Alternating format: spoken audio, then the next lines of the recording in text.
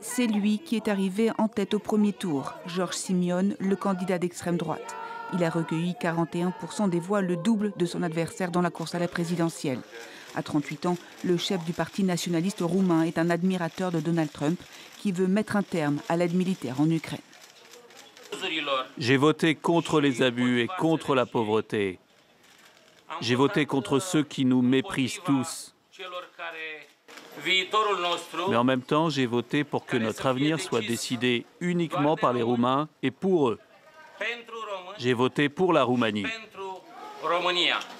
Vendredi, le candidat nationaliste était à Paris aux côtés de Marion Maréchal Le Pen pour les dernières heures de sa campagne.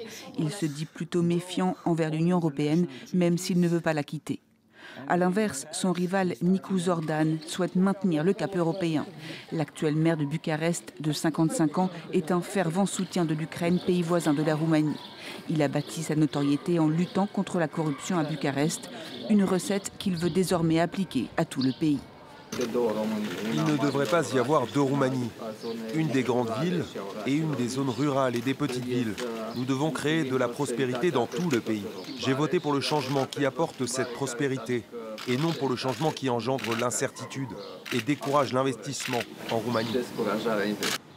Cette élection est scrutée par les Européens, Bruxelles s'inquiétant de voir les rangs des dirigeants d'extrême droite s'étoffer. Elle est décisive pour la place de la Roumanie dans l'Union européenne dont elle est membre depuis 2007. Ce scrutin intervient après plusieurs mois de crise politique en Roumanie, après l'annulation du premier tour de l'élection en novembre. La Cour constitutionnelle soupçonnait notamment une ingérence russe sur TikTok en faveur du candidat d'extrême droite Călin Georgescu, finalement écarté du nouveau scrutin.